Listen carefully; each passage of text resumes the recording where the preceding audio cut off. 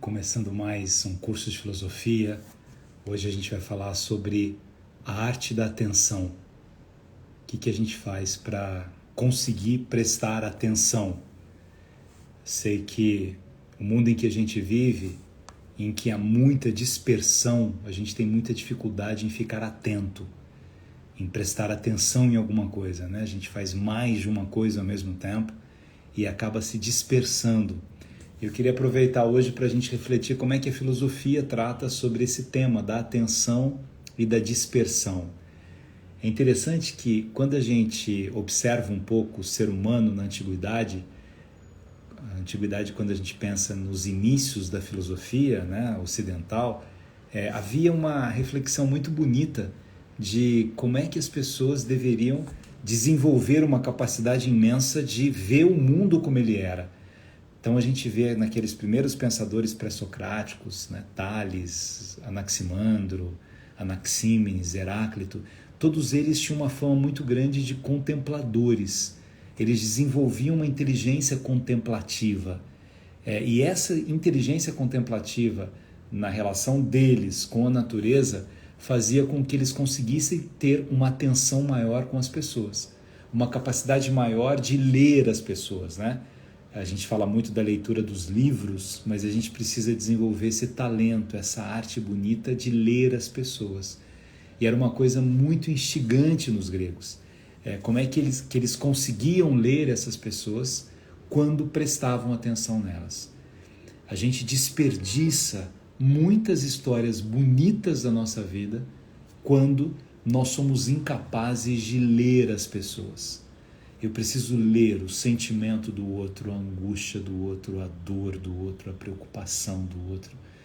Eu preciso ler a poesia do outro. É tão rico na minha vida eu encontrar pessoas, né?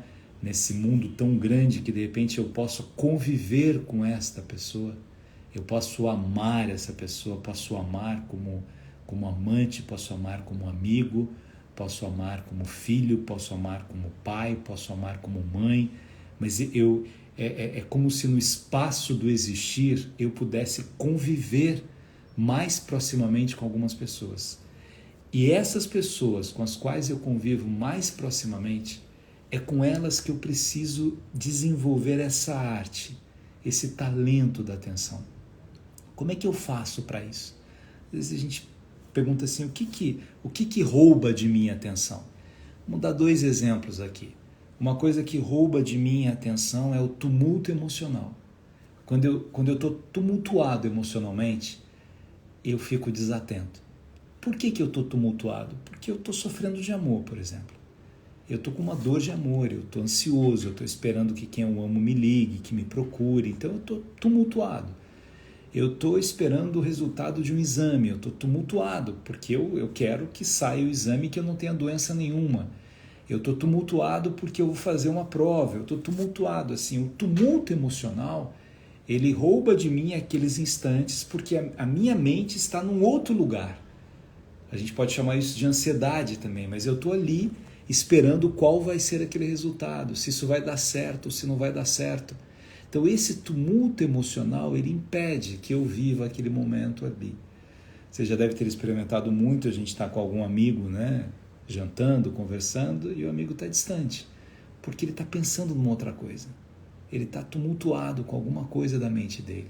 Então esse tumulto emocional é uma coisa muito complexa e não dá para nós decidirmos que nós nunca mais teremos tumultos emocionais. Eu já vi muita gente depois de uma paixão dizendo assim, olha, nunca mais quero me apaixonar. Nunca mais, porque sofre demais, o ser humano é muito estranho, não adianta, você faz, as pessoas são complicadas, eu já sofri demais, já chorei demais, eu nunca mais vou me apaixonar. Não dá pra gente dar essa ordem pra gente mesmo. Como você não vai conseguir dizer, eu nunca mais vou ficar ansioso, eu nunca mais vou ter a expectativa de que alguma coisa aconteça na minha vida, porque eu não quero viver de expectativas. A maturidade nos ajuda a olhar a expectativa de uma outra maneira. Mas eu não consigo decidir que eu não terei expectativas.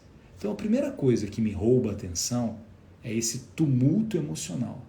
E que não é uma coisa tão simples, porque as emoções grudam na gente. A raiva é um tumulto emocional, como a paixão é um tumulto emocional, como a ansiedade é um tumulto emocional. Uma outra coisa que rouba o meu foco, a minha atenção, são as distrações. A nossa mente divaga. Então eu estou ali vendo um filme e de repente eu começo a pensar numa outra coisa. E aí aconteceu uma cena ali, eu perdi aquilo. Eu estou lendo e eu estou com a cabeça em outro lugar. Ou pior, eu estou vendo o filme e eu fico olhando no meu celular. Eu entro no Instagram, eu entro no e-mail, eu entro no Face, eu entro no... e eu não vivo aquele momento que eu poderia viver ali. Eu estou vendo um filme, veja o filme. Eu estou comendo, coma. Eu estou conversando com alguém, converse com alguém. Vejam, gente, às vezes você vê uma conversa com uma pessoa, eu passo por isso às vezes o tempo todo com amigos, né? Me pergunta uma coisa, eu acabei de responder, aí vai e fala assim, mas você passou o Natal onde? Você não perguntou da minha viagem, que eu falei do Natal? Não, eu estava pensando em outra coisa. O que é isso, estou pensando em outra coisa? Aí a gente entra numa outra questão filosófica, né, que o Byung-Chul Han, que é um filósofo contemporâneo, vivo, né, mora na Alemanha, ele fala do estresse como um dos instrumentos que nos leva aos desperdícios dessas distrações.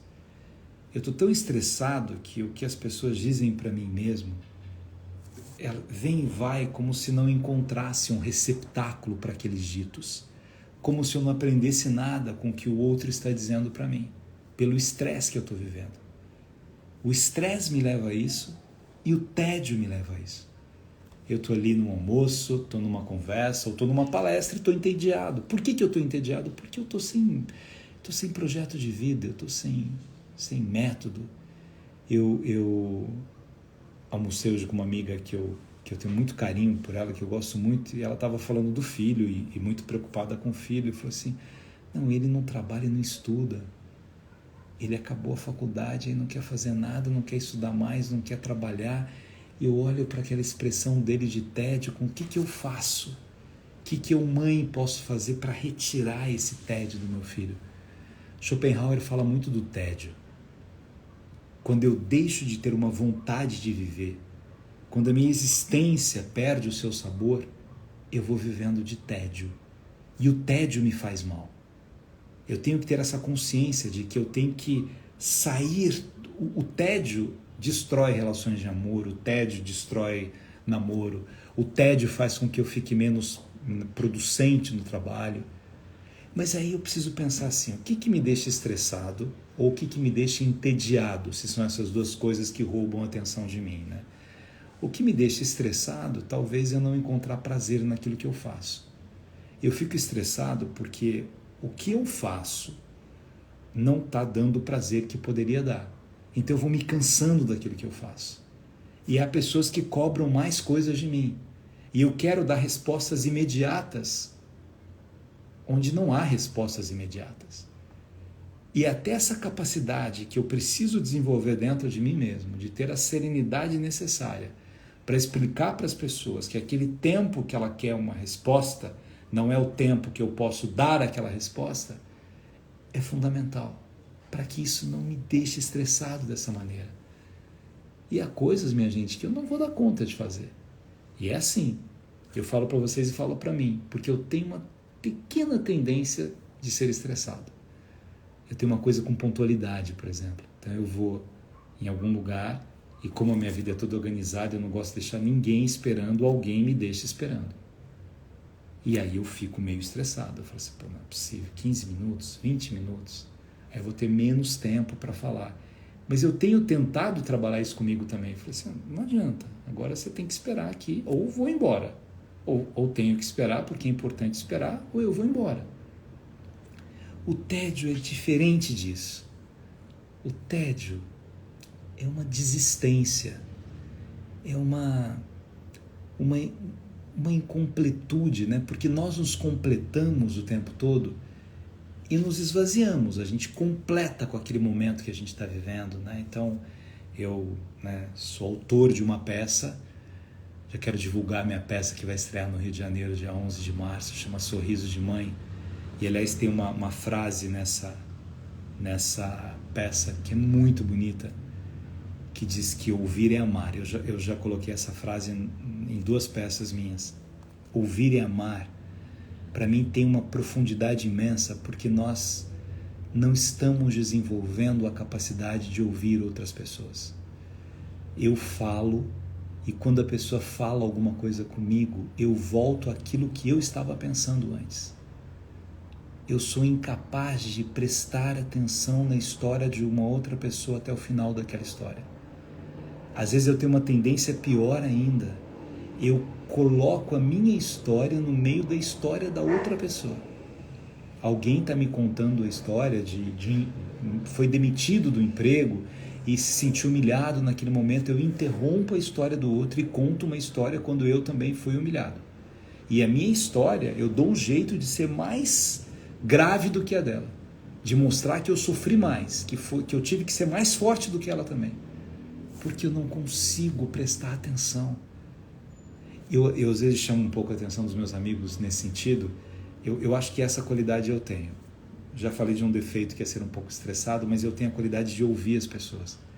E às vezes eu vejo alguém contando alguma coisa e o outro que havia falado algo antes, ele volta para o que ele falou e desconsidera o que o outro disse, que é uma falta de delicadeza na relação interpessoal. Alguém me disse alguma coisa e eu preciso prestar atenção e dar continuidade àquilo que foi dito para mim. É fundamental isso, eu ter esse momento da atenção, essa capacidade de ficar atento com o outro. E vencer o tédio significa ter esse plano, esse projeto de viver. É importante a gente pensar sobre isso, porque às vezes você fala assim, bem, o meu plano é ser pai, aí eu tenho filho. O meu plano é fazer com que o meu filho cresça. O meu plano é conseguir ter um dinheiro para pagar a faculdade dele, para conseguir. O meu plano é comprar uma casa assim, o meu plano é... Mas de repente, né, não tenho filho, os meus filhos cresceram.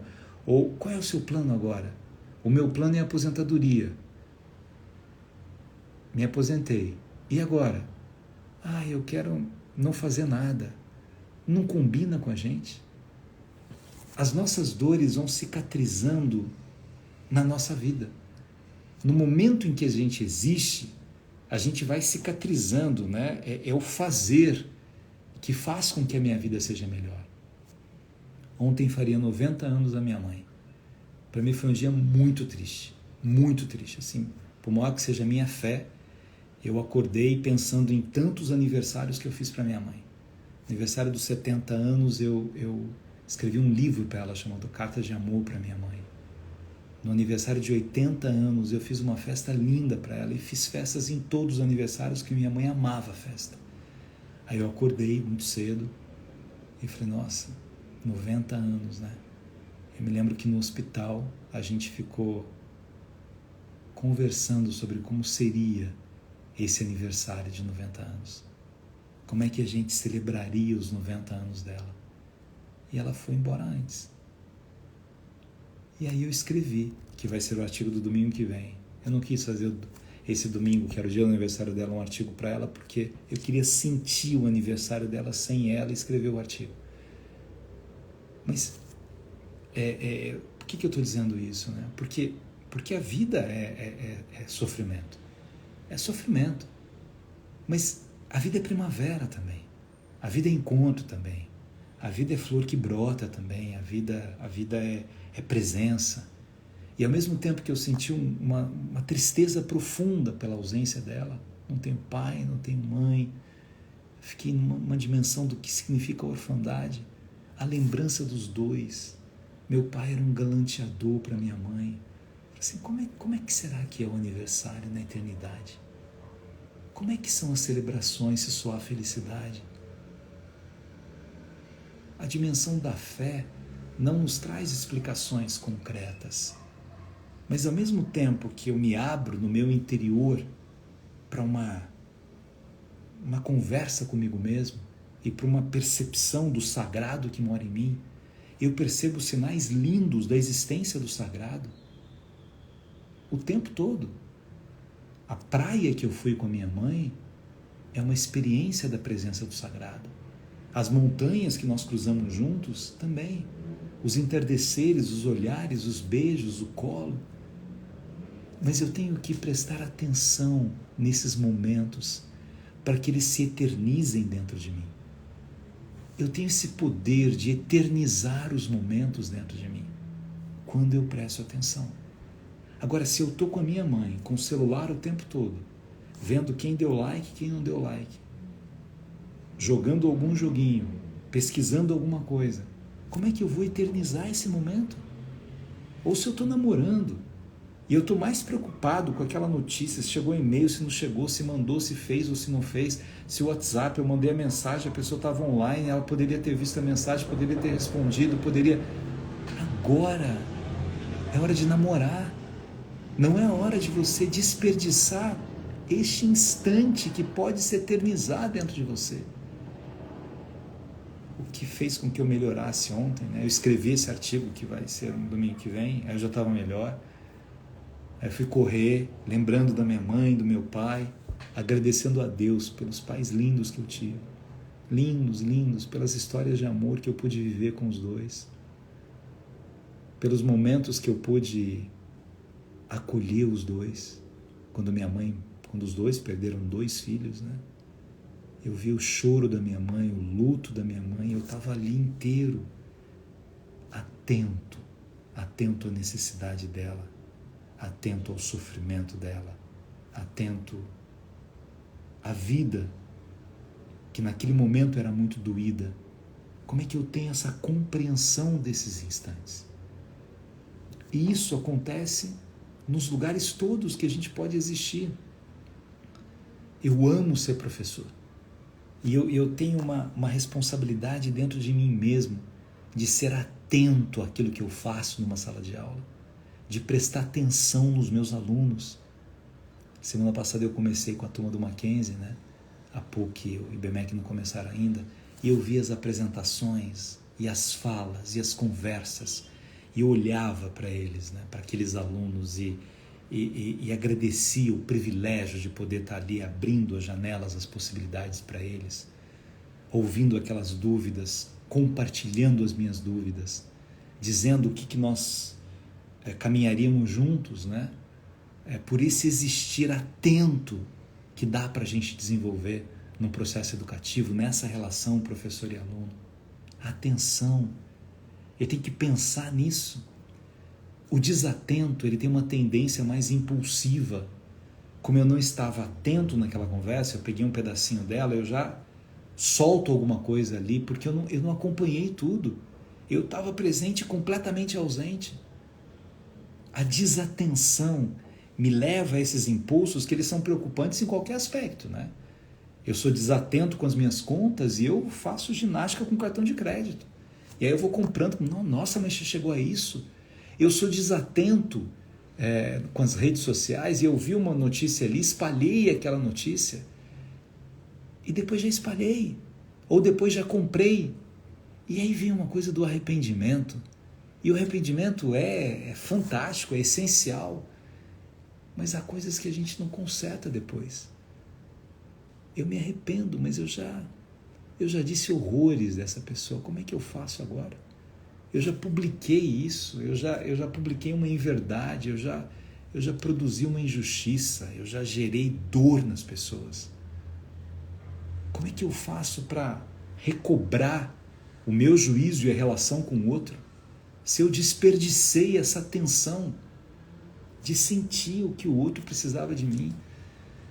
Minha gente, tem gente que está casado, está ali, eu estou com a minha mulher durante 10 anos, eu sou desatento ao sofrimento que ela está tendo naquele momento, porque como a minha mulher não reclama, não fala nada, ela está sofrendo muda, e eu não estou atento àquilo. Eu estou desatento ao meu filho, que olha para mim e me idolatra como pai, e que quer ser como eu. E eu desconsidero um pouco aquilo, e não percebo, e só me sinto agredido porque ele está com um brinco, porque está com o cabelo comprido, porque não sei o que. Talvez ele faça uma série de coisas que me desagradem para chamar minha atenção de pai, e falar, eu existo, presta atenção em mim. Você está desatento comigo. Desatento com um amigo que de repente você liga, fala da sua vida e não pergunta nem como é que está a vida dele. porque eu sou desatento no tema do afeto. Eu acho lindo aquela música do Chico Buarque, né? da gota d'água. Já lhe dei meu corpo, minha alegria, já estanquei meu sangue quando fervia. Olha a voz que me resta, olha a veia que salta, olha a gota que falta para o desfecho da festa. Por favor, deixe em paz meu coração, que ele é um pote até aqui de mágoa. E qualquer desatenção, faça não. Pode ser a gota d'água.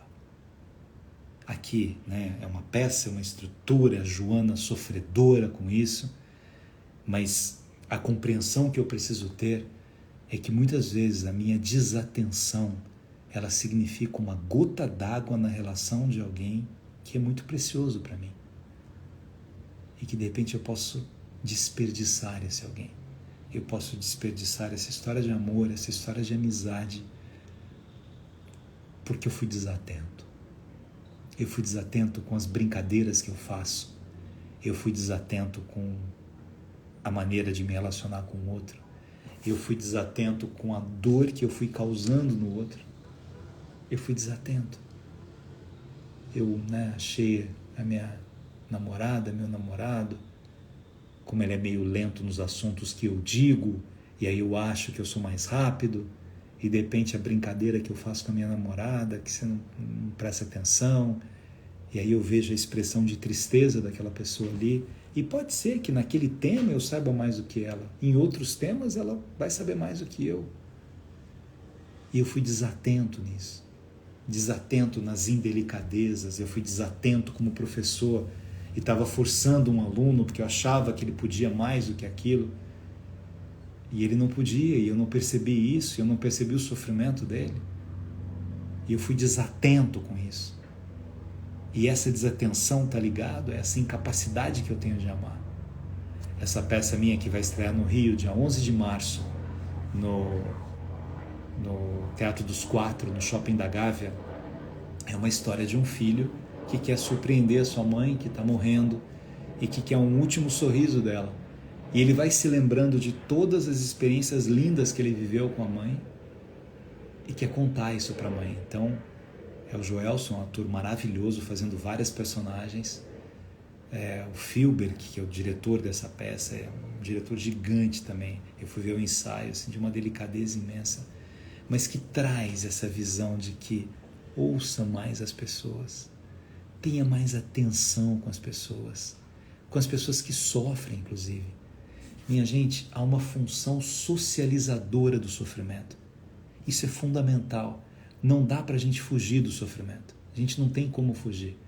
Mas há uma função socializadora desse sofrimento. Quando eu me sinto mais humano, quando eu me sinto mais carente da atenção do outro, quando eu me sinto órfão, necessitado de colo, eu tenho essa visão de que, ao compreender as minhas fragilidades, eu me relaciono com o outro, e ao me relacionar com o outro vai preenchendo um pouco essas minhas fragilidades. Se a peça vai para o Nordeste, tomara que vá para o Nordeste, acho que vai viajar. A peça do Nelson viajou bastante também, essa acho que vai viajar. Primeiro é Rio, depois é São Paulo, depois vai viajar. Aliás, eu quero aproveitar a história do Nordeste, mandar um beijo muito carinhoso para o pessoal de Serra Preta, lá na Bahia, de Feira de Santana, né, de Serra Preta. Foi um prazer imenso estar com vocês, foi uma delícia poder viver esses momentos, essa palestra com vocês. E agora na semana que vem eu vou para Ipirá, outra cidade no Nordeste, também na Bahia de novo, uma outra palestra. Eu vou avisando quando tem palestra no Sul também, tem no Norte marcada, mas eu vou avisando para vocês. Mas para mim é um privilégio poder estar com essas pessoas. Olha aqui o Michel dizendo que para vocês seguirem Sorriso de Mãe _teatro é o Instagram da peça. Então sigam lá, Sorriso de Mãe, acho que _teatro, né? Sorriso de Mãe _teatro. Recife, vamos para Recife. Mas olha, há uma dimensão contemplativa do filósofo que a gente podia aprender um pouquinho. Como nós estamos dizendo aqui, né? Estamos nesse bate-papo, nesse curso, que que a gente está falando das distrações, que às vezes são distrações, às vezes são tumultos emocionais, aí a gente pergunta assim, mas como é que eu faço para tentar me concentrar um pouco mais, né? Meditação é um caminho muito interessante para isso. Há muitas práticas meditativas que nos ajudam muito. Música, ouvir música em silêncio. Tentar esvaziar um pouco as suas angústias exageradas, né? Tem uma das lives que a gente pegou aquela música que era Uma Noite Bem Tranquila, da Dolores Duran, e fez uma live sobre isso, né? Como é bom uma noite tranquila. Então, se eu consigo preparar o meu anoitecer sem tumultuar demais a minha cabeça, isso me ajuda profundamente a me reconectar comigo, a buscar esses caminhos da atenção, né? O Drummond tem uma frase que diz assim: por isso, preste atenção nos sinais, não deixe que as loucuras do dia a dia o deixem cego para a melhor coisa da vida, que é o amor. Qualquer tipo de amor. Amor por filho, amor por pai, amor por amigo, qualquer tipo de amor. E as nossas desatenções, elas estão nos impedindo de viver esse amor, de prestar atenção, né? De prestar atenção. Como é que aquele pedaço da música do Cartola? Ouça bem, meu amor, o mundo é um moinho, teus sonhos, preste atenção, o mundo é um moinho, vai triturar teus sonhos tão mesquinhos, vai reduzir as ilusões da posse. O mundo é um moinho. Em cada esquina cai um pouco a tua vida, né? Um outro trecho dessa música também. Então preste atenção em tudo que acontece com a sua vida, com a sua trajetória. Preste atenção nas pessoas lindas que você tem do seu lado. E se você está vivendo um momento de tumulto emocional, compreenda que esses momentos são passageiros. As dores de amor, elas são passageiras. A gente vivia antes desse amor e vai prosseguir vivendo depois desse amor. As dores das decepções da vida, né? De uma injustiça, um emprego que eu perdi, elas são passageiras. Nós precisamos nos colocar num lugar mais poderoso do que isso. E ter essa consciência, né? Pegando lá, voltando, a gente começou a live falando dos pré-socráticos, voltando a um dos pré-socráticos, né? Ao Heráclito de Éfeso, que fala sobre o rio, sobre esse fluxo, sobre o correr do rio, sobre o correr da vida, e ter essa compreensão de que tudo passa, mas eu preciso fazer permanecer em mim isso que o Drummond fala, que é o amor. Preste atenção nos sinais. Essas correrias todas, né? Eu vejo tantos amigos que os filhos cresceram e que falam assim, nossa, eu me arrependo de não ter vivido aqueles instantes com os filhos, né? Ou filhos que perderam os pais e falam assim, poxa, eu poderia ter vivido mais com eles, com os meus pais. É isso, minha gente. Que a gente possa prestar mais atenção nos sinais do nosso existir, que a gente possa ter essa compreensão da dimensão poética dos cotidianos, que a gente possa aprender com os sofrimentos e que a gente possa encontrar momentos da nossa vida para uma reconexão. Eu não vou conseguir ser atento ao outro se eu não sou atento a mim mesmo, se eu não tenho uma percepção desses meus sinais, daquilo que eu vivo, daquilo que passa dentro de mim. Diga aí as cidades em que vocês estão, para a gente terminar mandando um beijo para essas cidades.